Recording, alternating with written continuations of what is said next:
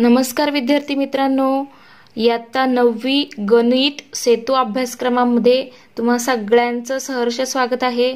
आज आपण पाहणार आहोत दिवस 11वा ते दिवस 15वा पर्यंत जो काही स्वाध्याय आहे तो आज आपण व्यवस्थित स्पष्टीकरणासह पाहणार आहोत। तर पहा, या ठिकाणी काय आहे, उपघटक परिमेय संख्यांचे दशांश रूप। खालील उदाहरणांचा अभ्यास करा। पहा, पहिलं उदाहरण दिलंय 5/2।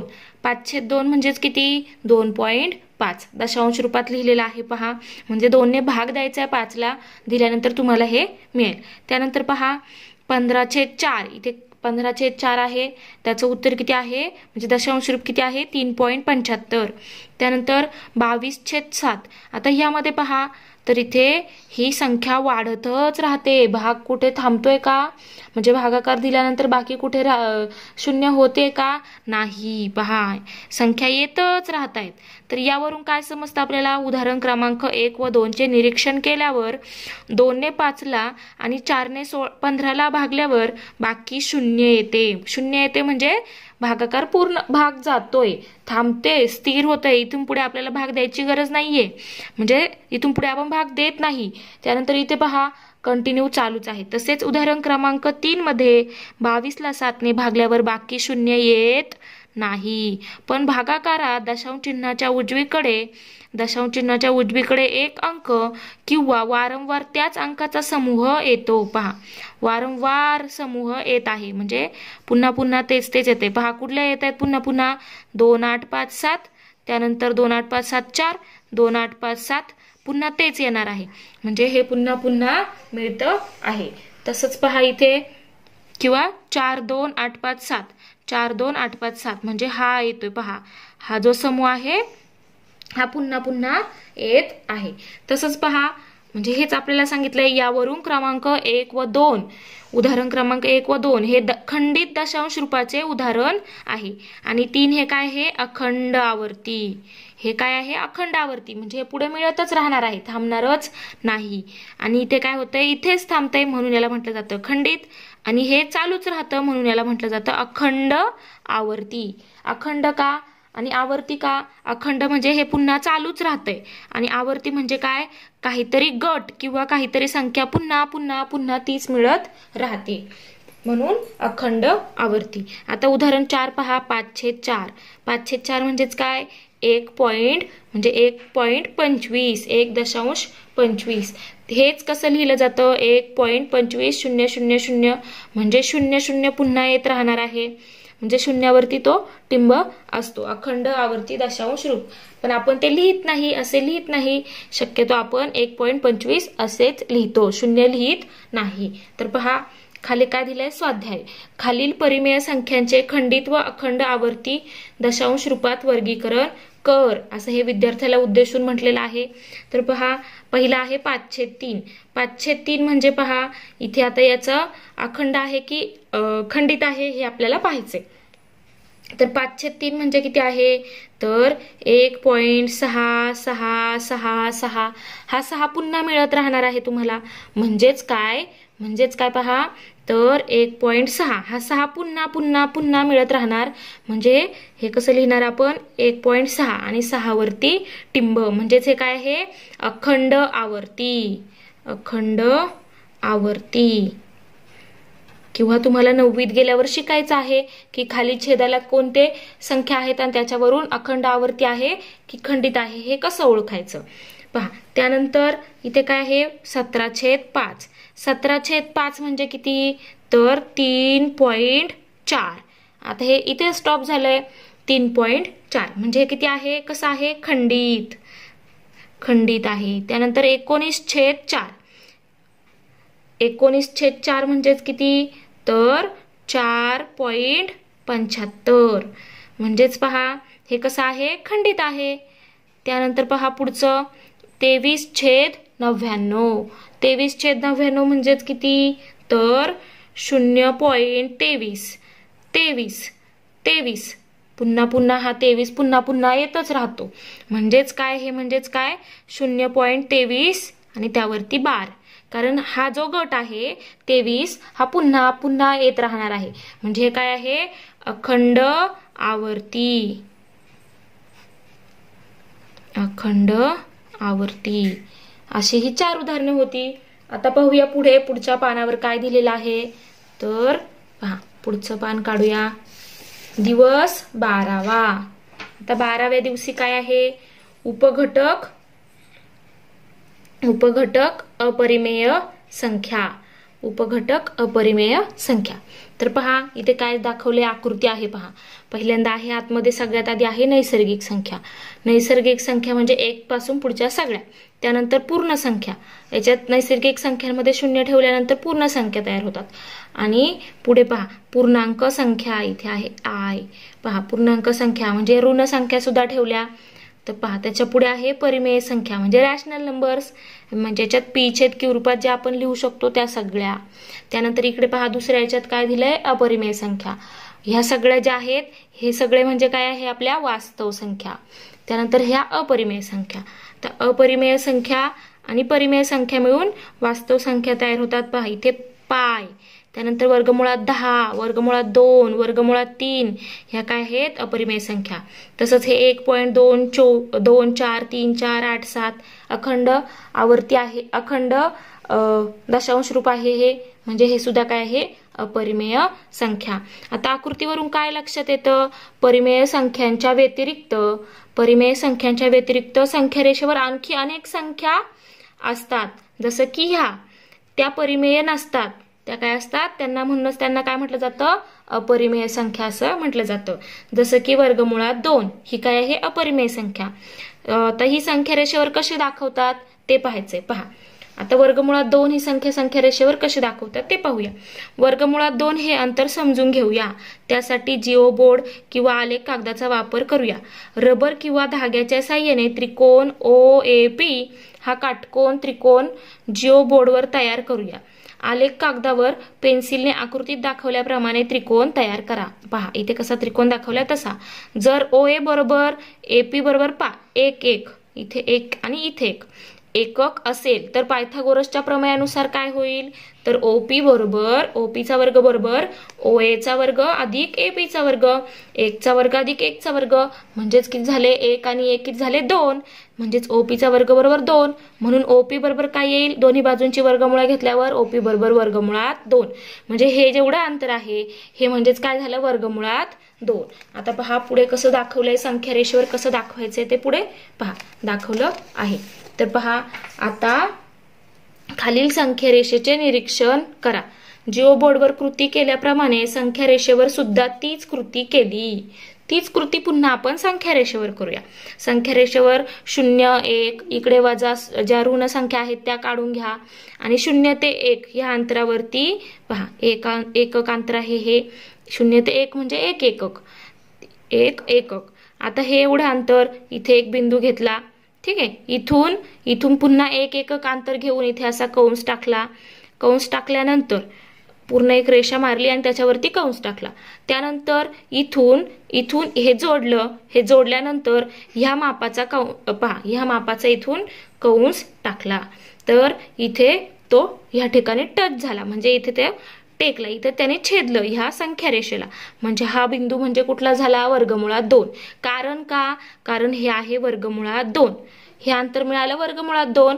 मग तुम्हाला काय करायचंय पहा अशा प्रकारे कंपासच्या साहाय्याने हे जे अंतर आहे हे जेवढं अंतर असेल त्या अंतराने पहा हे जे अंतर असणार आहे ह्या अंतराने असा कंस टाकायचा आहे. हा कंस पहा इथे असा या ठिकाणी टच होईल. एवढं जे अंतर असणार आहे तेवढ्या अंतराचा आपल्याला असा कंस मारायचा आहे म्हणजे वर्तुळ पाकळी काढायची. त्यानंतर पहा आता पुढे काय सांगितलंय. आता वाचूया काय सांगितलंय. OP एवढी त्रिज्या घेऊन एक कंस काढा. तो कंस ज्या संख्यारेषेला जेथे छेदतो त्या बिंदूला Q नाव द्या. दिलं. आता OQ हे अंतर किती आहे वर्गमुळात 2 म्हणजेच पहा हे अंतर किती झालं. हे एवढं अंतर किती झालं इथून इथपर्यंत वर्गमुळात 2. हे झालं वर्गमुळात 2. हे करून पहा. आता काय सांगितलंय जसं आपण वर्गमुळात 2 काढला तसाच वर्गमुळात 3 वर्गमुळात 5 वर्गमुळात 7 अशा अपरिमेय संख्यारेषेवर दाखवा. पहा असं अजूनही तुम्ही काढू शकता. त्यानंतर पहा पुढे काय सांगितलंय स्वाध्याय. पाय ही संख्या अपरिमेय संख्या आहे पण तिची अंदाजे किंमत 22/7 किंवा 3/14 3.14 ह्या संख्या परिमेय का आहेत? पायला आपण अपरिमेय संख्या आहे असं म्हणतो, पण तिची अंदाजे किंमत आहे 22/7 किंवा 3/14. त्या परिमेय संख्या का आहेत? तर कारण पहा काय आहे, तर पाय म्हणजेच काय आहे, तर वर्तुळाचा परिघ आणि व्यास. वर्तुळाचा परिघ आणि व्यास यांचं जे गुणोत्तर असतं ते म्हणजेच पाय असतं, आणि ते गुणोत्तर कसं असतं? स्थिर असतं. पण पाय ही काय आहे आणि ते गुणोत्तर स्थिर असतं. पाय ही काय आहे? अपरिमेय संख्या आहे. बरोबर, इथे सांगितले. पण आपण कुठलंही उदाहरण सोडवताना किंवा जनरली आपण पायची किंमत अंदाजे किती घेतो? 22/7 किंवा 3.14 अशी घेतो. पण ह्या संख्या अंदाजे किमती आहेत आणि ह्या कशा आहेत पहा, तर 22/7 म्हणजे p/q रूपात आहे, म्हणजेच काय? परिमेय. आणि 3.14 खरी तर पायची किंमत किती आहे?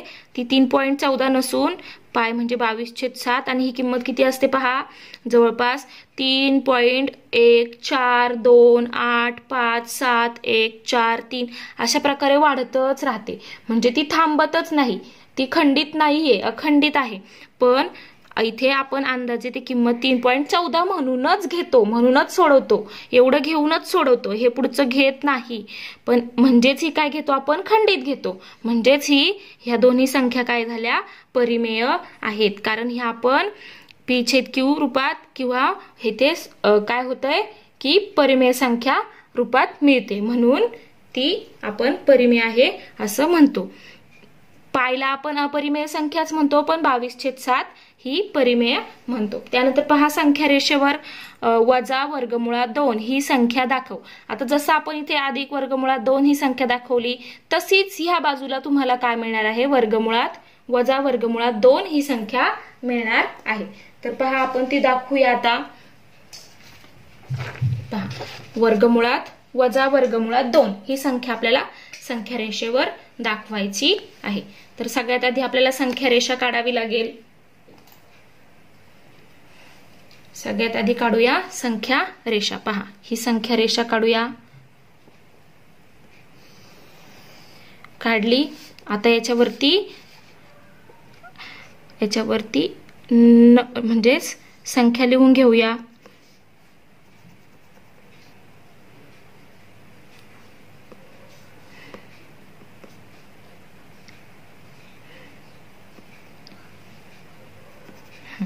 पहा हा आहे 0, हा आहे 1, हा आहे 2, इकडे आहे -1 आणि -2. ही संख्या रेषा काढली. आता संख्या रेषेवर आपल्याला -2 दाखवायचा आहे, -√2 दाखवायचा आहे. तर आपल्याला मगाच्या सारखंच सोडवावं लागेल. पहा काय करणार, एकतर मगाच्या प्रमाणे इथे काय घेणार? OA बरोबर इकडे घ्या किंवा इकडे घ्या. इथे 1 युनिट म्हणजे 1 एकक.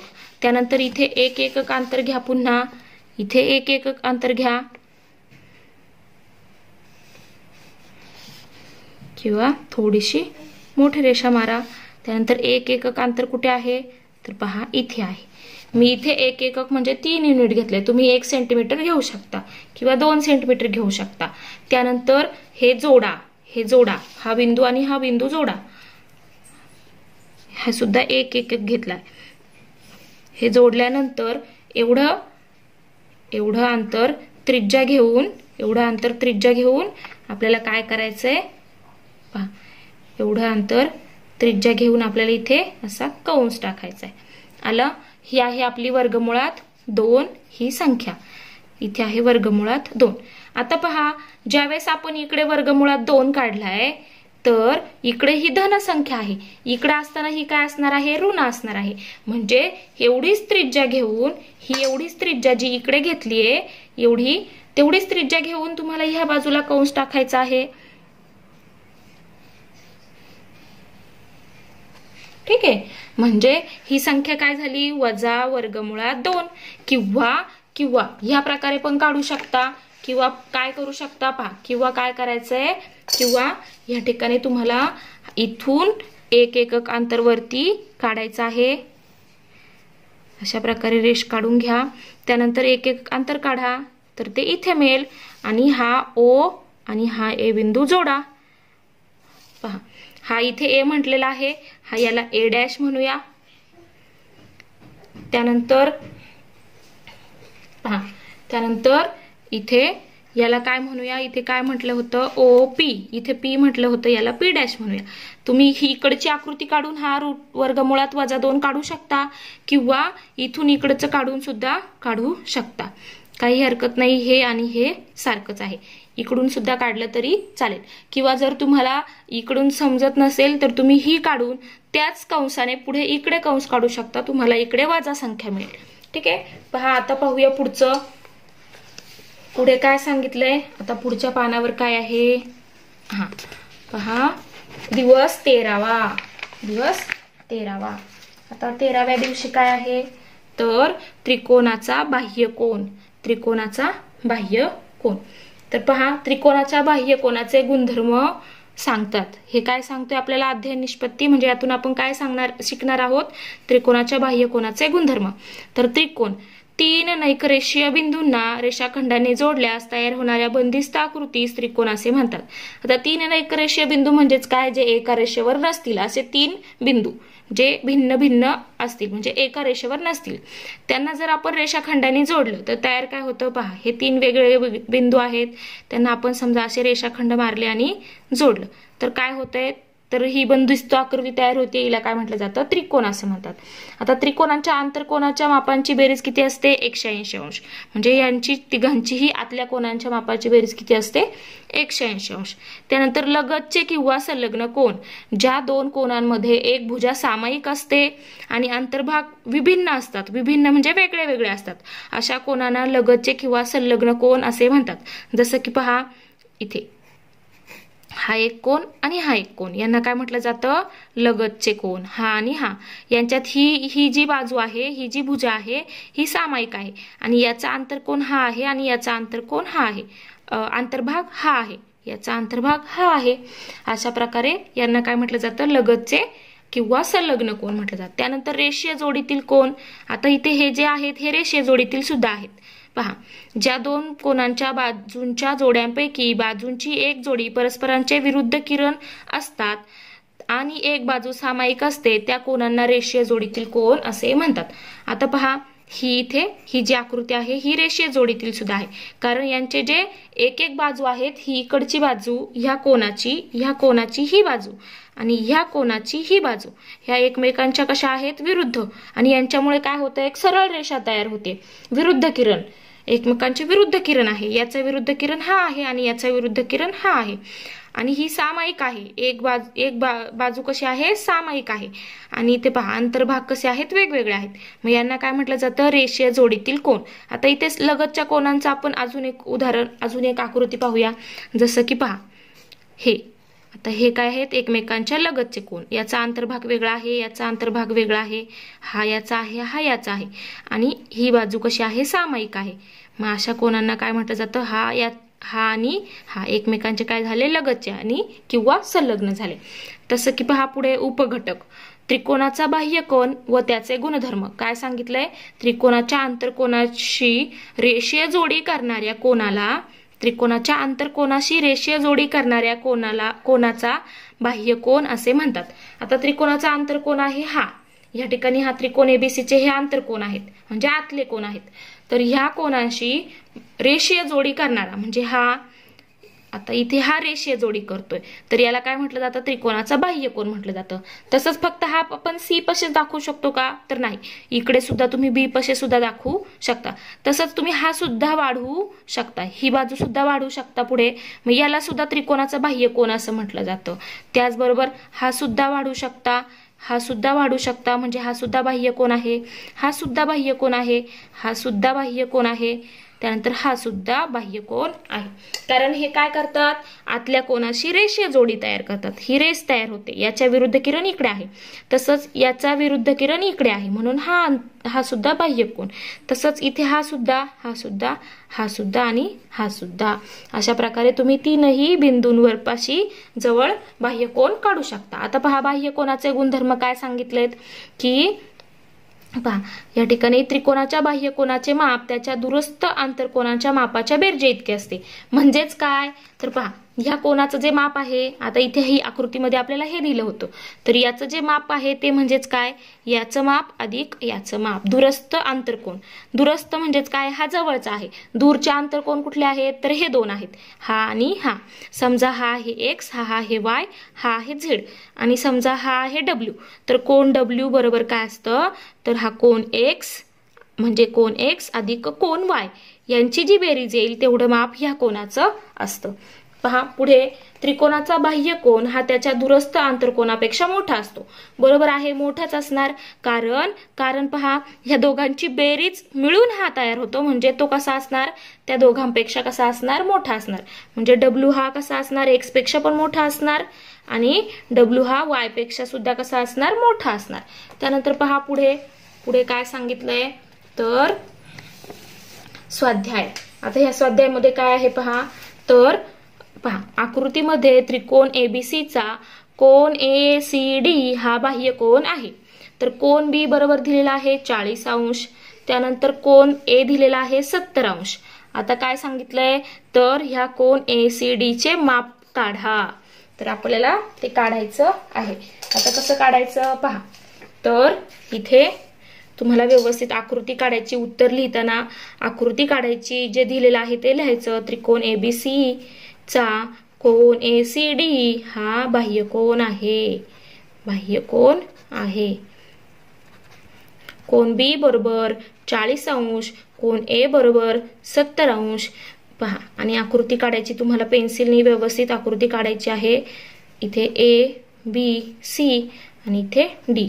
तर पहा हा आहे 70, हा आहे 40. व्यवस्थित लिहून घेतलं. आता पहा मग काय म्हणणार, बाह्य कोन आहे म्हणून काय तर कोन ACD बरोबर. कोन ACD चे माप बरोबर किती असणार आहे तर कोन CAB म्हणजेच कोन A अधिक कोन B म्हणजेच काय ABC. कारण काय, दूरस्थ आंतरकोनाचे प्रमेय, त्रिकोणाच्या दूरस्थ आंतरकोनाचे प्रमेय. म्हणजेच काय येईल तर याचं माप किती आहे, कोन A बरोबर किती आहे 70 अंश, कोन B बरोबर किती आहे 40 अंश. म्हणजेच किती झाले 7 आणि 4 11 110 अंश. म्हणजेच काय लिहिणार, म्हणून कोन ACD चे माप बरोबर 110 अंश. हे झालं आपलं फायनल उत्तर. पहा त्यानंतर पुढे दुसरा प्रश्न काय आहे पहा, काय सांगितलंय आकृतीमध्ये पहा, खालील आकृतीमध्ये दिलेल्या कोनांच्या माहितीवरून XY Z च्या किमती काढा. म्हणजे X Y आणि Z याच्या किमती आपल्याला काढायच्या आहेत. तर याला आपण नाव देऊया आधी ABC. इथे म्हणूया बिंदू P आणि इथे म्हणूया बिंदू Q, कारण आपल्याला सोडवायला सोपं जाईल. XY Z च्या किमती काढता येतील पटकन. पहा आता सगळ्यात आधी काय करूया तर पहा ही आहे आपली आकृती. आता आकृतीवरून पहा काय म्हणणार आपण, कोन ACP. कोन ACP हा कोन काय आहे तर ह्या त्रिकोणाचा बाह्य कोन आहे. किंवा ACP आणि ACB. कोन ACB बरोबर 180 अंश. म्हणजे हा कोन आणि हा कोन हे काय आहेत, रेषीय जोडीतील कोन आहेत, म्हणून त्यांच्या मापाची बेरीज काय होईल तर 180 अंश. रेषीय जोडीतील कोन म्हणून 180 अंश. तर हा किती दिलेला आहे ACP आपल्याला 140. म्हणून कोन ACB बरोबर काय होईल, कोन ACB चे माप बरोबर 180 वजा 140. म्हणजेच कोन ACB बरोबर 40 अंश. आणि कोन ACB म्हणजेच काय आहे ACB म्हणजेच कोन किती आहे काय सांगितलंय तो Z. म्हणजेच Z बरोबर 40 अंश. Z मिळाला आपल्याला 40 अंश. आता त्यानंतर पहा पुढे काय तर आता अजून काय करू शकतो आपण तर हा आणि हा घेऊया रेषीय जोडीतील, मग आपल्याला x ची किंमत मिळेल. त्यानंतर पहा कोन बी ए क्यू अधिक कोन बी ए क्यू अधिक कोन पहा बी ए क्यू अधिक कोन बी ए सी. पहा इथे आकृती काढते मी म्हणजे आपल्याला व्यवस्थित लिहिता येईल. तर पहा हा कोन दिलेला आहे 100. त्यानंतर इथे आहे Q A X Z Y A B C इथे पी. ठीक आहे, हा दिलेला आहे 140 अंश. आता पहा कोन बी ए सी बी ए आणि क्यू कोन बी ए क्यू आणि कोन बी ए सी हे काय आहेत रेषीय जोडीतील कोन. इथे सरळ रेषा आहे पहा म्हणजे काय होईल 180 अंश होईल त्यांची बेरीज सुद्धा रेषीय जोडीतील कोन म्हणून त्यांच्या मापाची बेरीज होईल 180.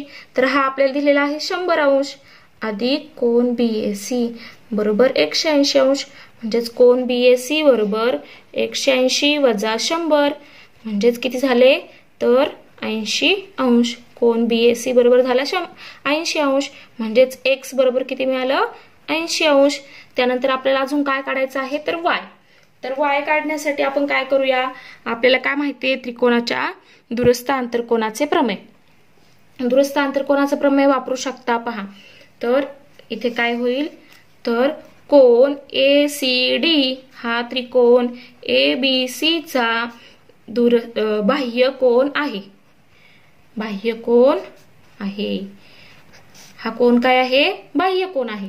मग त्याचा वापर करूया म्हणून कोन ए सी डी बरोबर याचं माप बरोबर काय असणार आहे तर हे अधिक हे कोन सी ए बी अधिक कोन ए बी सी. हे म्हणजे काय असतं ह्या दोघांच्या मापाची बेरीज. हे म्हणजे ह्या दोघांच्या मापाची बेरीज. हे म्हणजे काय ह्या दोघांच्या मापाची बेरीज. आता किमती ठेवूया. हे माहिती आपल्याला 140. सी ए बी माहितीये का माहितीये. एक्स ची किंमत किती मिळाली 80. आता एबीसी माहितीये का नाही. एबीसी म्हणजे काय आहे वाय. तर ते लिहूया म्हणजेच काय तर वाय बरोबर 140 वजा 80 म्हणजेच वाय बरोबर किती मिळालं पहा वाय बरोबर किती मिळालं आपल्याला 140 वजा 80 म्हणजेच 60 अंश. त्यानंतर खाली तुम्हाला व्यवस्थित लिहायचंय एक्स बरोबर 80. इथे काय लिहिणार दूरस्थ आंतरकोनाचे प्रमेय. दूरस्थ आंतरकोन प्रमेय त्रिकोणाच्या दूरस्थ आंतरकोनाचे प्रमेय. एक्स लिहिला वाय बरोबर किती झाले 60 अंश. त्यानंतर झेड बरोबर 40 अंश. असं आपण हे तिन्ही किमती काढल्या. आता पाहूया पुढे काय सांगितले पहा. पुढे आहे दिवस क्रमांक 14वा. आता 14व्या दिवशी काय आहे पहा शिरोलंब. पहा त्रिकोणाची मध्यगा आणि शिरोलंब. जरा आठवूया त्रिकोणाच्या शिरोबिंदूतून त्याच्या समोरील बाजूवर काढलेल्या लंब रेषाखंडास त्रिकोणाचा शिरोलंब असे म्हणतात. त्रिकोणाच्या शिरोबिंदूतून समोरच्या बाजूवर काढलेला लंब. पहा ह्या बिंदूवरून इकडच्या बाजूवर लंब काढायचा. ह्या बिंदूवरून त्याच्या समोरची जी बाजू आहे तिच्यावर लंब काढायचा. याला काय म्हटलं जातं शिरोलंब. त्यानंतर त्रिकोणाचा शिरोबिंदू व त्याच्या समोरील बाजूचा मध्यबिंदू यांना जोडणाऱ्या रेषाखंडास त्रिकोणाची मध्यगा असे म्हणतात. म्हणजेच काय समजा ही बाजू आहे क्यू आर आणि ह्या पी बिंदूतून ह्या दोघांचा जो मध्यबिंदू आहे तर तो यस असेल तर हा बिंदू समोरचा बिंदू आणि तो मध्यबिंदू यांना जोडणाऱ्या रेषाखंडाला काय म्हणतात मध्यगा. पहा शिरोलंब वेगळा आहे जो आपण पुढच्या समोरच्या बाजूवर लंब टाकतो म्हणजे इथे 90 अंशाचा कोन तयार होतो. तसं इथे नाहीये. इथे कोन किती अंशाचा तयार होईल हे नाही. तर इथे काय होतं हे दोन समान भाग होतात म्हणजेच हा काय असतो मध्यबिंदू असतो. तसं इथे हा मध्यबिंदू असेलच असं नाही. तर पहा पुढे काय आहे त्रिकोण एबीसी मध्ये एडी हा बीसी ला परपेंडिक्युलर आहे म्हणजेच काय आहे लंब आहे. एडी ला बाजू बीसी वर काढलेला शिरोलंब असे म्हणतात. म्हणजे ह्या एडी ला बाजू बीसी वर काढलेला शिरोलंब असे म्हणतात. त्यानंतर त्रिकोण पी क्यू आर मध्ये क्यू एस आणि एस आर कसे आहेत सारखे आहेत कारण पीएसई म्हणून काय म्हणतात, पीएसला मध्यगा असे म्हणतात. त्यानंतर पहा, मध्यगा म्हणजे जी मध्यबिंदूला समोरच्या बाजूच्या मध्यबिंदू बरोबर जोडलेली असते तिला म्हणायचं मध्यगा. आणि शिरोलंब म्हणजे जो लंब काढलेला असतो. पहा, शिरोलंब, त्रिकोणाचे शिरोलंब एक संपाती असतात. शिरोलंबाच्या छेदनबिंदूस लंब संपात बिंदू असे म्हणतात. म्हणजे जर आपण तीनही बिंदूतून समोरच्या बाजूंवर शिरोलंब टाकले तर ते ज्या ठिकाणी एकमेकांना छेदतात त्या बिंदूला काय म्हटलं जातं, लंब संपात बिंदू. पहा, लंब टाकलेला असतो आणि त्यापासून तयार होणारा छेदनबिंदू म्हणून त्याला म्हटलं जातं लंब संपात बिंदू. पहा, इथे कोण आहे तर एडी, त्यानंतर बीई आणि सीएफ हे काय आहे, बाजू बीसी, एसी आणि एबी वर काढलेले शिरोलंब आहेत. आणि ओ हा काय आहे, त्यांचा लंब संपात बिंदू. त्यानंतर पहा, पुढच्या पानावर काय दिलेलं आहे तर मध्यगा. तर त्रिकोणाच्या मध्यगा सुद्धा एक संपाती असतात. त्रिकोणाच्या मध्यगा परस्परांना 2:1 या प्रमाणात विभागतात. 2:1 प्रमाण म्हणजेच काय तर पहा, ह्या ठिकाणी जो छेदनबिंदू तयार झाला मध्यगांचा तो काय करतो, त्यांचे 2:1 असे भाग करतो. 2:1 या गुणोत्तरात विभाजन करतो. त्यानंतर काटकोन त्रिकोणात कर्णावर काढलेल्या मध्यगेची लांबी कर्णाच्या लांबीच्या निम्मी असते. काटकोन त्रिकोणात कर्णावर काढलेल्या मध्यगेची लांबी कर्णाच्या लांबीच्या निम्मी असते. पहा, ते आता आपल्याला खाली एक उदाहरण आहे त्याच्यामध्ये व्यवस्थित समजेल.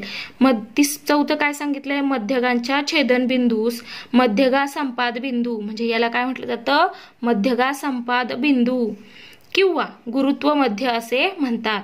आता आकृतीमध्ये एडी, त्यानंतर बीई, त्यानंतर सीएफ हे काय आहेत, मध्यगा आहेत. आणि जी हा काय आहे त्यांचा संपाद बिंदू, मध्यगा संपाद बिंदू किंवा गुरुत्व मध्य आहे. त्यानंतर स्वाध्याय पाहूया.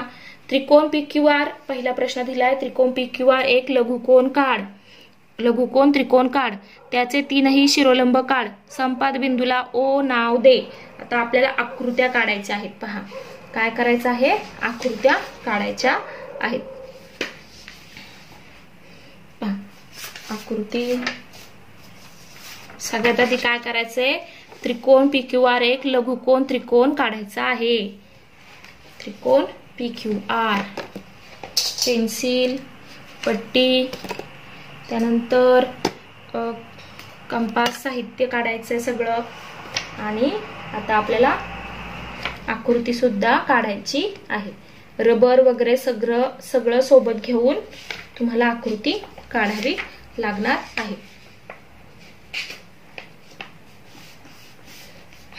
पहा, आता पेन्सिलने पहिल्यांदा लघुकोन त्रिकोण काढूया.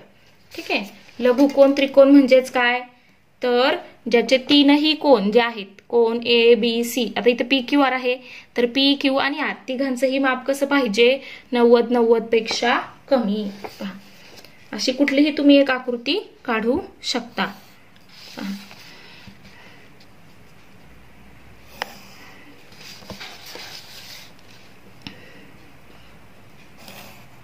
काढले.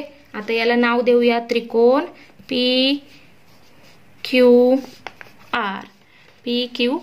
नाव दिलं. आता 3ही शिरोलंब काढायचे. शिरोलंब काढायचे म्हणजे काय तर P बिंदूतून QR वर लंब टाकायचा. आता लंब टाकताना आपण कशाचा वापर करतो तर पहा, हा जो आहे हा गुन्या, याला म्हटलं जातं गुन्या, याचा वापर करतो. तर पहा, आता आपल्याला P बिंदूतून लंब टाकायचा आहे ना, तर P बिंदूपाशी हे आलं पाहिजे. पहा, हे टोक आलं पाहिजे. P बिंदूतून पहिल्यांदा आपण R मधून टाकूया. तर R मधून लंब टाकताना पहा, अशा प्रकारे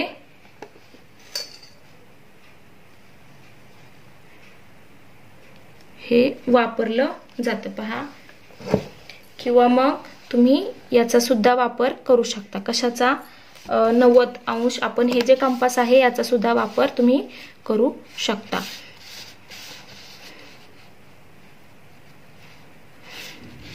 किंवा मग कोनातून लंब कसा टाकायचा ते तुम्हाला माहिती आहे, त्यानुसार सुद्धा लंब टाकू शकता.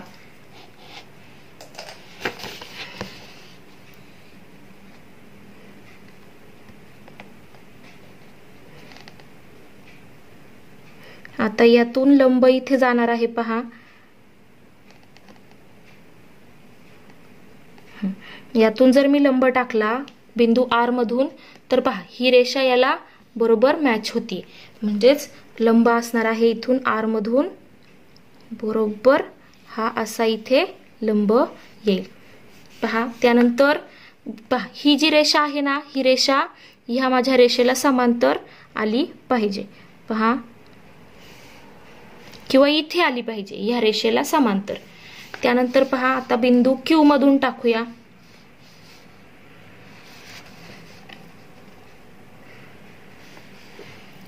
पहा कुठे होतीये समांतर, होते का? पहा आता ही इथे याला समांतर दिसतीये. आता हा जो लंब असणार आहे याच्यातून जाणारा तो असा असणार आहे पहा.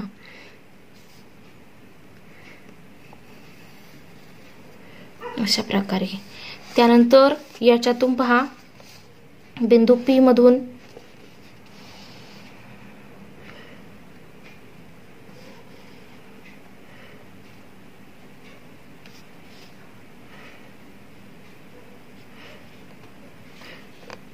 आता हे आपला त्रिकोण थोडासा छोटा आहे त्याच्यामुळे याचा वापर करणं जरा थोडस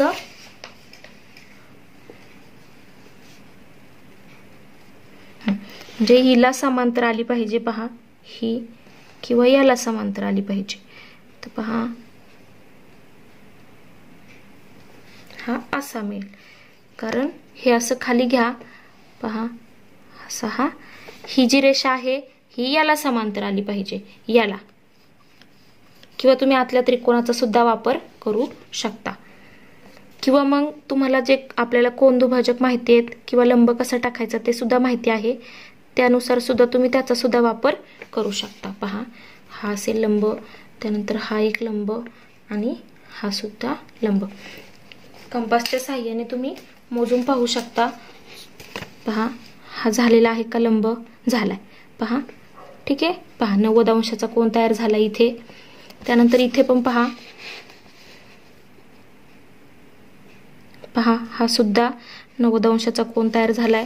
त्यानंतर हा सुद्धा 90 अंशाचा झालेला असणार आहे पहा.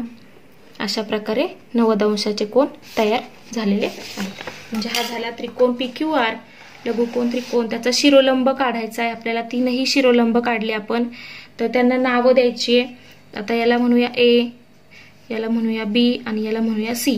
त्यानंतर संपात बिंदूला ओ हे नाव द्या, ओ नाव दिलं. ठीक आहे, झालं ही पहिली आकृती. त्यानंतर पहा दुसऱ्यात काय सांगितलंय, त्रिकोण एक्स वाय झेड हा एक काटकोन त्रिकोण काढ, त्याच्या मध्य काढ व संपात बिंदू जी ने दाखव. आता काटकोन त्रिकोण काढायचा आहे.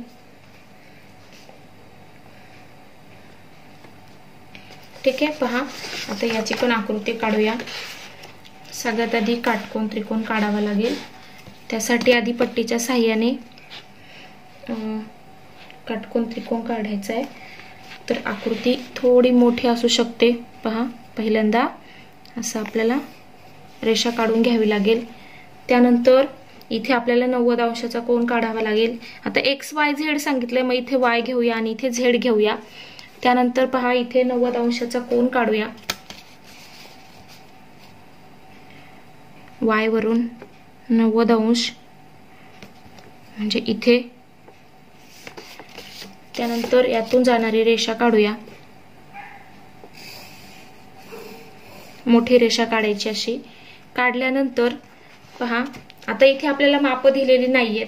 त्यानंतर झेड वरून हा एक बिंदू जोडूया. झेड वरून बिंदू जोडूया. तर पहा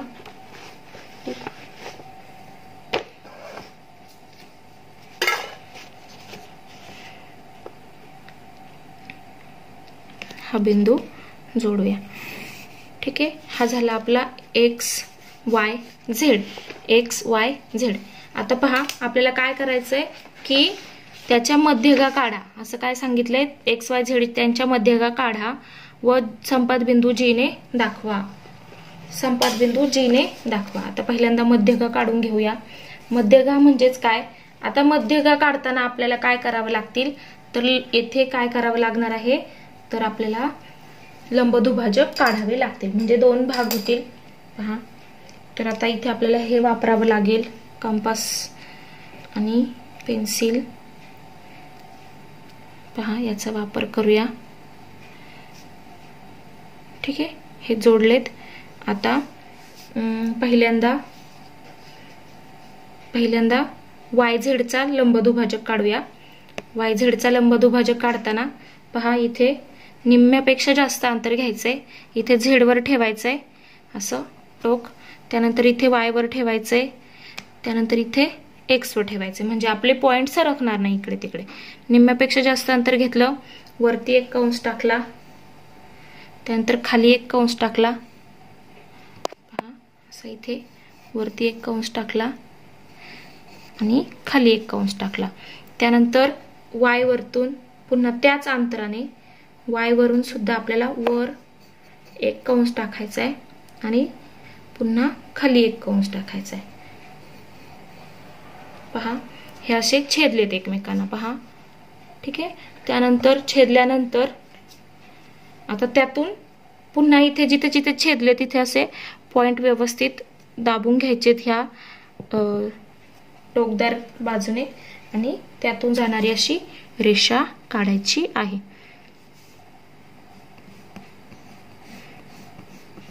ठीक आहे, म्हणजे हा झाला मध्यबिंदू. त्यानंतर आता हा जो X आहे तो हा याला जोडून घ्यायचा, हा जो X आहे तो ह्या बिंदूला जोडून घ्यायचा. पुढची जी पहा, आपण YZ चा लंबदुभाजक काढला म्हणजे मध्यबिंदू काढला, आता इथून हा बिंदू जोडून घ्यायचा, जोडला. आता याला काय म्हणायचं, तर याला काहीतरी नाव द्यायचं, समजा A नाव देऊया आपण.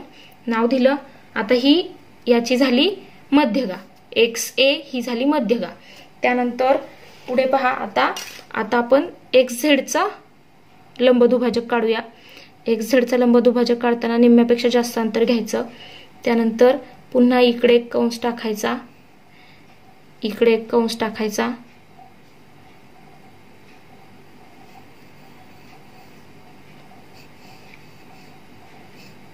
त्यानंतर इथून X वरून सुद्धा पुन्हा कंस टाकायचे आणि इकडे सुद्धा. ठीक आहे, कंस टाकला. आता हे कंस पहा थोडे लहान झालेत, असे थोडे मोठे करून घ्या आणि जिथे छेदले ते बिंदू प्रेस करून घ्या पहा. हा एक आहे, त्यानंतर हा एक आहे, त्यानंतर आता यांना जोडून घ्या.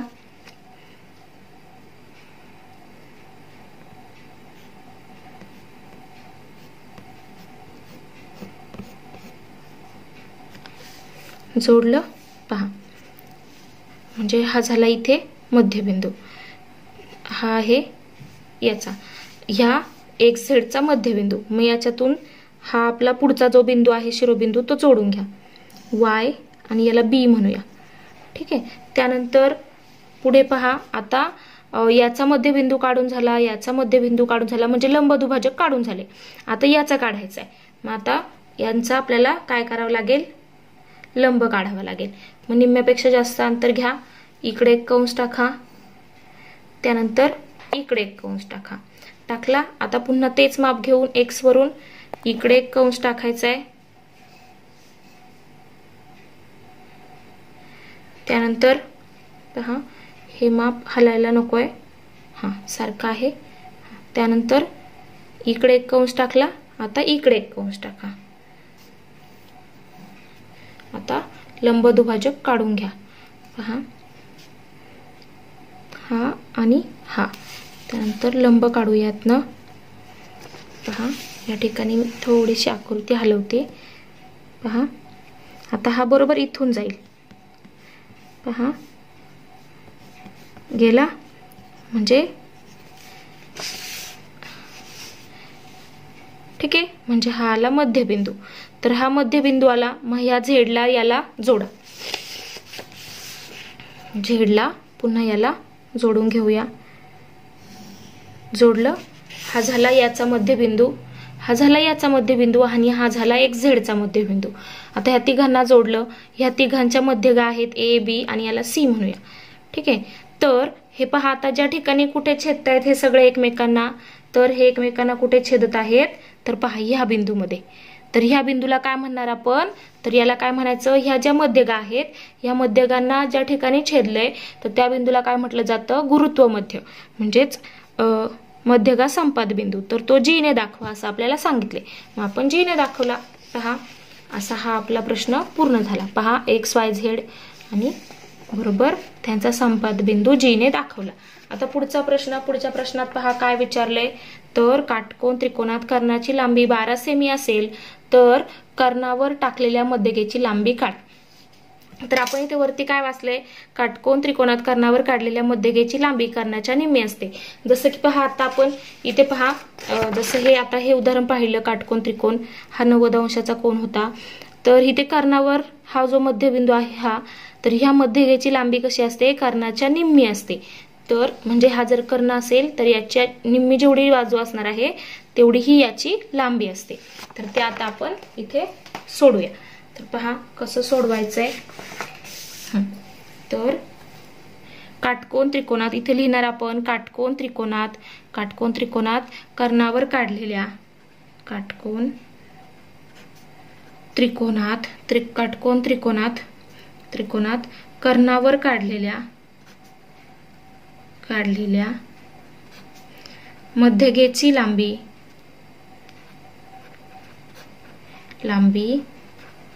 कर्णाच्या निम्मी असते, कर्णाच्या लांबीच्या निम्मी असते. म्हणून इथे एक आकृती काढा, काटकोन त्रिकोण काढा. ठीक आहे, ABC म्हणून, आणि इथं मध्यगा काढा, हा मध्यबिंदू आहे M. तर म्हणून मध्यगा BM बरोबर, BM ची लांबी बरोबर काय असणार आहे, तर कर्ण काय आहे, कर्ण छेद 2, म्हणजेच कर्ण किती आहे, तर AC ची कर्णाची किंमत किती दिली आपल्याला, 15. AC छेद 2 म्हणजेच 15/2 म्हणजेच किती, 7.5 सेमी. मग खाली काय लिहिणार, म्हणून मध्यगेची लांबी बरोबर 7.5 सेमी. एकक लिहायला विसरायचं नाही. ठीक आहे, हे झालं उत्तर. आता पाहूया पुढच्या दिवसामध्ये काय दिलेलं आहे, तर दिवस क्रमांक 15वा, त्रिकोणांची एकरूपता. तर पहा इथे काय काय आहे, अध्यपन निष्पत्ती, म्हणजे यातून काय काय शिकणार आहे आपण, बा, बाको बा, को बाको, कर्णभुजा या कसोट्या वापरून त्रिकोणांची एकरूपता स्पष्ट करतात. जरा आठवूया. पहा काय आठवायचंय, एकरूप रेषाखंड. जर दिलेल्या दोन रेषाखंडांची लांबी समान असेल तर ते कसे असतात, एकरूप असतात. म्हणजेच पहा इथे दिले, जर AB ची लांबी बरोबर CD ची लांबी असेल तर AB आणि रेख CD हे कसे असतात, एकरूप असतात. हे आहे एकरूपतेचं चिन्ह. त्यानंतर पहा एकरूप कोन. जर दिलेल्या दोन कोनांची मापे समान असतील, दोन कोनांची मापे समान असतील तर त्यांना एकरूप कोन असं म्हणतात. आता एकरूप त्रिकोण म्हणजे काय, आता आधी पाहिलं आपण एकरूप रेषाखंड, नंतर पाहिलं एकरूप कोन. आता पाहूया त्रिकोण. एक त्रिकोण उचलून दुसऱ्या त्रिकोणावर ठेवल्यावर तंतोतंत जुळला तर ते दोन त्रिकोण एकरूप आहेत असं म्हणतात. पहा म्हणजेच इथे A1 B1 C1 आणि A2 B2 C2 हे दोन त्रिकोण दिलेत. तर पहा, जर त्रिकोण ABC व त्रिकोण PQR एकरूप असतील तर ते ह्या चिन्हाने दाखवतात. आता पाहूया पुढच्या पानावर काय दिलेलं आहे, तर त्रिकोणांची एकरूपता. तर पहा कसोट्या आहेत. पहा वरील आकृतीत त्रिकोणांचे सारख्या खुणाने दाखवलेले घटक एकरूप आहेत. शिरोबिंदूच्या ज्या एकास एक संगतीने हे त्रिकोण एकरूप असतात त्या संगतीत त्रिकोणांची एकरूपता लिहिता येते. एकास एक संगती पहा, म्हणजे जर S आणि X हे जर एकरूप असतील, हा कोन ह्या कोनाशी एकरूप असेल तर S बरोबर आपण इथे S सुरुवातीला लिहिलाय, तर इकडे सुद्धा आपल्याला X सुरुवातीला लिहायचा आहे, म्हणजे एकास एक संगती. त्यानंतर पहा T आणि Z, म्हणून इथे इथे T तिसऱ्या नंबरला आहे तर इथे Z सुद्धा तिसऱ्या नंबरला आहे. त्यानंतर S U पहा, U आणि Y हे एकरूप आहेत, चिन्ह बघा सारखी दाखवली आहेत, म्हणून इथे U मध्ये आहे तर इथे सुद्धा इकडचा Y मध्ये आहे. त्या पद्धतीने लिहितात. त्यानंतर पहा म्हणजे शिरोबिंदू. आता पुढे पहा, पुढे काय सांगितलंय, व्याख्या. त्रिकोणाच्या शिरोबिंदूच्या एकास एक संगतीनुसार दोन त्रिकोणांचे सर्व संगत घटक कुठले कुठले असतात, तर काही वेळेस बाजू असतात किंवा कोन असतात. बाजू आणि कोन एकरूप असतील तर ते दोन त्रिकोण एकरूप असतात. एकास एक संगतीनुसार संगत घटक एकरूप असतील तर त्रिकोण एकरूप असतात. आता पहा एकरूपतेच्या कसोट्या. काय कसोट्या आहेत, तर पहिली आहे बा को बा. बा को बा म्हणजेच काय, बाजू कोन बाजू. तर पहा, जर एका त्रिकोणाच्या दोन बाजू व त्यांनी समाविष्ट केलेला कोन हे दुसऱ्या त्रिकोणाच्या संगत बाजू आणि त्यांनी समाविष्ट केलेला संगत कोन यांच्याशी एकरूप असतील तर ते दोन त्रिकोण परस्परांशी एकरूप असतात. म्हणजेच काय, समजा ह्या त्रिकोणाची ही बाजू आहे आणि ही बाजू यांनी समाविष्ट केलेला हा कोन, तर याच्या संगतीनुसार हा आणि बरोबर हा आणि हा एकरूप असेल, ही बाजू आणि ही बाजू एकरूप असेल, तर हा कोन आणि हा कोन जर एकरूप असतील तर हे दोन त्रिकोण कुठल्या कसोटीने एकरूप असतात, बा को बा म्हणजे बाजू कोन बाजू ह्या संगतीने एकरूप असतात, ह्या कसोटीने एकरूप असतात. त्यानंतर बा बा बा कसोटी. जर एका त्रिकोणाच्या तीन बाजू दुसऱ्या त्रिकोणाच्या तीन संगत बाजूंशी एकरूप असतील तर ते दोन त्रिकोण एकमेकांशी एकरूप असतात. जसं की ही बाजू याच्याशी, ही बाजू याच्याशी, ही बाजू याच्याशी, म्हणून हे बा बा बा कसोटीनुसार एकरूप आहेत. आता पाहूया पुढे पहा काय, तर को बा को. जर एका त्रिकोणाचे दोन कोन आणि त्यांनी समाविष्ट केलेली बाजू हे दुसऱ्या त्रिकोणाच्या दोन संगत कोन व त्यांनी समाविष्ट केलेली बाजू यांच्याशी एकरूप असतील तर ते दोन त्रिकोण एकमेकांशी एकरूप असतात. जसे की पहा, हा कोन याच्याशी एकरूप आहे, हा कोन याच्याशी एकरूप आहे आणि ह्या दोन कोनांनी समाविष्ट केलेली ही बाजू, ह्या दोन कोनांनी समाविष्ट केलेली बाजू, ह्या दोन्ही बाजू एकमेकांशी एकरूप असतील तर ते दोन त्रिकोण कोन बाजू कोन या कसोटीने एकरूप असतात. जसं की इथे. त्यानंतर पहा पुढे को को बा. तर जर एका त्रिकोणाचे दोन कोन व त्यांच्यात समाविष्ट नसलेली बाजू दुसऱ्या त्रिकोणाचे संगत कोन आणि त्यांच्यात समाविष्ट नसलेली बाजू यांच्याशी एकरूप असतील तर ते दोन त्रिकोण एकमेकांशी एकरूप असतात. म्हणजे इथे पहा, ही समाविष्ट केलेली बाजू होती म्हणून आपण कसं लिहिलं होतं, कोन बाजू कोन म्हणजेच को बा को. पण इथे काय होतंय, पहिल्यांदा हे दोन कोन एकमेकांशी एकरूप आहेत, हे दोन एकमेकांशी एकरूप आहेत, पण त्यांनी समाविष्ट केलेली बाजू आहे का, नाही, तर ती वेगळी बाजू आहे, त्यांच्या बाहेरची बाजू आहे. म्हणजेच इथे काय लिहिणार आपण, को को आणि बा. म्हणजे ही बाजू असू शकते किंवा ही बाजू हिच्याशी असू शकते. मग या ठिकाणी को को बा कसोटीनुसार एकरूप असतात. त्यानंतर कर्णभुजा कसोटी. कर्णभुजा कसोटी. जर एका काटकोन त्रिकोणाचा कर्ण व एक बाजू हे दुसऱ्या काटकोन त्रिकोणाचा कर्ण आणि संगत बाजू यांच्याशी एकरूप असतील तर ते दोन त्रिकोण परस्परांशी एकरूप असतात. जसं की हा काटकोन त्रिकोण आहे, हा पण काटकोन त्रिकोण आहे. ह्या दोन्ही त्रिकोणांमध्ये ही बाजू याच्याशी एकरूप आहे आणि ही बाजू याच्याशी एकरूप आहे. कर्ण पहा, हा कर्ण आहे, इकडचा हा कर्ण ह्या कर्णाशी एकरूप आहे आणि ही बाजू ह्या बाजूशी एकरूप आहे. असं असतील तर ते दोन त्रिकोण कर्णभुजा कसोटीने एकरूप असतात. आता पाहूया पुढे. तर पुढे काय आहे, स्वाध्याय. आता स्वाध्यायामध्ये काय काय आहे पहा. तर पहिल्या, प्रत्येक जोडीतील त्रिकोण कोणत्या कसोटीने एकरूप आहेत ते लिहायचं आहे. पहा, हा पहिला त्रिकोण कुठल्या कसोटीने एकरूप आहे, तर हा कुठल्या कसोटीने एकरूप आहे पहा. आता हा कर्ण एकरूप आहे दोघांमध्ये, इथे 90 अंश आहे, इथे 90 आहे, म्हणजे हा त्रिकोण पहा. पहिल्यांदा आपण त्रिकोणांची नावं लिहूया. पहिल्या आकृतीत त्रिकोण MST, त्रिकोण MST, त्यानंतर MST, त्यानंतर TBM, एकरूप त्रिकोण TBM किंवा MBT.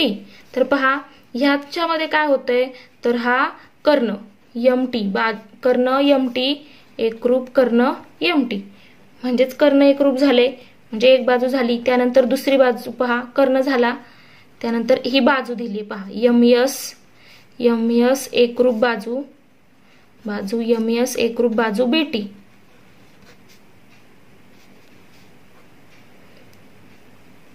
TB म्हणजेच काय, म्हणून कर्णभुजा कसोटी. हे दोन त्रिकोण एकरूप का आहेत? कारण कर्णभुजा कसोटीवरून.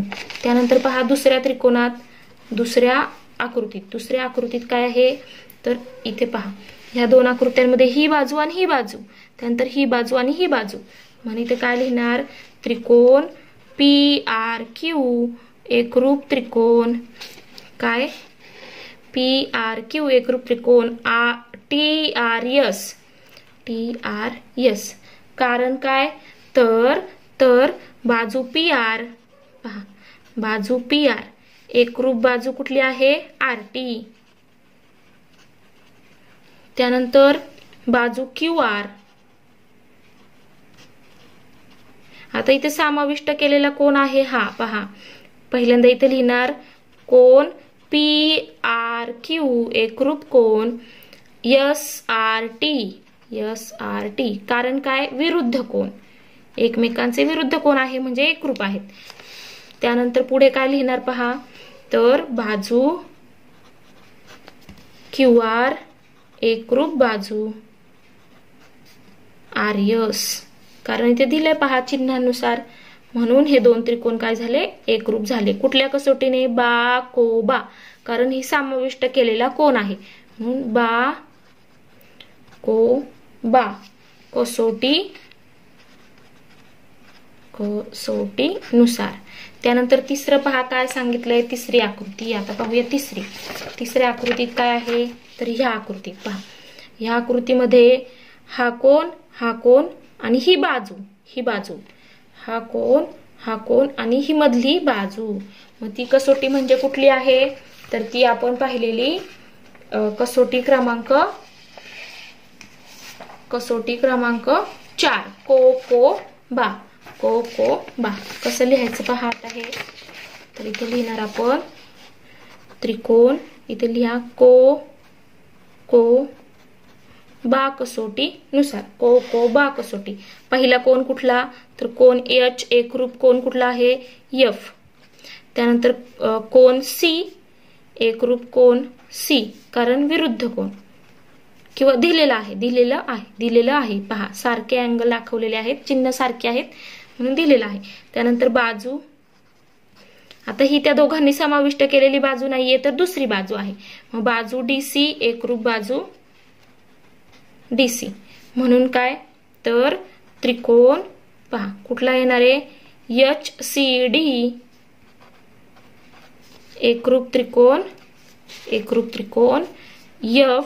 FCD. कुठल्या कसोटीनुसार? को बा कसोटीनुसार. त्यानंतर पहा पुढचा प्रश्न क्रमांक 2. तर प्रश्न 2 मध्ये काय विचारलंय? तर पहा प्रश्न दुसरा, आकृतीत रेघ AD व EC हे आणखी किती माहिती दिली असता त्रिकोण ABD व त्रिकोण EBC को कसोटीनुसार एकरूप होतील? को कसोटीने एकरूप होतील, म्हणजे बाजू कोण आणि कोण ह्या कसोटीने एकरूप व्हायला हवेत. पहा आता पहिल्यांदा आकृती पहा इथे कशी दिलेली आहे. तर ही अशी आकृती आहे. आपल्याला काय काय दिलंय? रेघ AD आणि रेघ EC हे एकरूप आहेत, म्हणजे सारखे आहेत, समान लांबीचे आहेत. अजून किती माहिती द्यायला हवी तेव्हा हे दोन त्रिकोण एकरूप होतील आणि ह्याच कसोटीने होतील? तर पहा आता हा कोण आणि हा कोण हे एकमेकांचे विरुद्ध कोण आहे. एक कोण आपण दाखवू शकतो, पण दुसरा कोण कसा दाखवणार? मग आता आपल्याला काय लिहावं लागेल? तर पहा आपल्याला आणखी काय माहिती लिहावी लागली असती, तर ती माहिती पहा अशी लिहिणार. रेघ AD समांतर रेघ EC व हे जर समांतर असतील या एकमेकींना तर काय होईल? समांतर असतील तर काय होईल? ही जर हिला समांतर असेल तर एकदा आपण ही छेदिका घेऊ शकतो, एकदा ही छेदिका घेऊ शकतो. जर ही छेदिका घेतली तर आपल्याला काय मिळेल? पहा पहिल्यांदा जर आपण AC ही छेदिका घेतली व AC ही छेदिका असताना काय मिळेल? पहा ह्या दोन आणि ही समजा इथे आहे A आणि इथे आहे सी. तर AC ही छेदिका असताना काय होईल, तर हा कोन आणि हा कोन काय होतील, एकरूप होतील. म्हणजे हा आणि हा सारखा होईल. कारण काय, तर कारण काय, एकमेकांचे काय होतील इथे, हे एकमेकांचे व्युत्क्रम कोन होतील. कारण समांतर रेषा आणि छेदिका समांतर असतील तर छेदिका असेल तर हा कोन आणि हा कोन सारखा होईल. त्यानंतर ही एकदा छेदिका घेतली तर हा कोन आणि हा कोन सारखा होईल. म्हणजे हा आणि हा कोन सारखा होईल. आणि आपोआप हा तिसरा सुद्धा आपल्याला सारखा मिळेल. म्हणजे आपल्याला आणखी काय माहिती द्यायला हवी होती त्यांनी, रेघ AD समांतर रेघ AC असं द्यायला हवं होतं. मग आपल्याला हे बा को कसोटीनुसार एकरूप लिहिता आले असते. छेदिका असताना कोन काय लिहिणार पहा, AC ही छेदिका असताना काय होईल, DAB कोन DAB कोन DAC DAC लिहा किंवा B लिहिलं तरी चालेल. एकरूप कोन काय लिहिणार, ACB ACE कारण व्युत्क्रम कोन समांतर रेषा आणि छेदिका मुळे तयार झालेले आंतर व्युत्क्रम कोन. त्यानंतर पुन्हा रेघ AD समांतर रेघ EC व BD छेदिका असताना BD ही छेदिका असताना काय होईल, कोन ADB किंवा ADE एकरूप कोन काय लिहिणार, CED कारण आंतर व्युत्क्रम कोन. इथे पण लिहा आंतर व्युत्क्रम कोन. म्हणजेच आपल्याला काय मिळालं, हे मिळालं एकरूप, हे पहिलं मिळालं, त्यानंतर हे दुसरं मिळालं, हे तिसरं मिळालं. म्हणून बा को कसोटीनुसार, म्हणून बा को कसोटी वरून म्हणून हे दोन त्रिकोण काय होतील, एकरूप होतील. कुठले, तर त्रिकोण ABD किंवा को कसोटी लिहिली तरी चालेल. तर ABD व अजून काय लिहिणार, कोन ABD एकरूप त्रिकोण A च्या बरोबर संगत कोण आहे C त्यानंतर B आणि E. हे दोन त्रिकोण कसे झाले, समरूप झाले.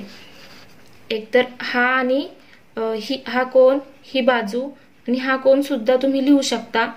बा को कसोटीनुसार हे दोन काय आहेत, एकमेकांचे विरुद्ध आहेत. हा सुद्धा लिहिला तरी चालेल.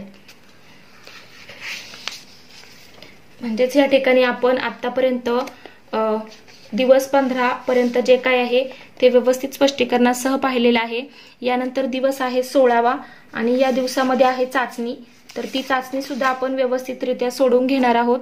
त्यासाठी चॅनलला सबस्क्राईब करा, लाईक करा, व्हिडिओला कमेंट करा आणि शेवटपर्यंत व्हिडिओ पाहिल्याबद्दल थँक्यू.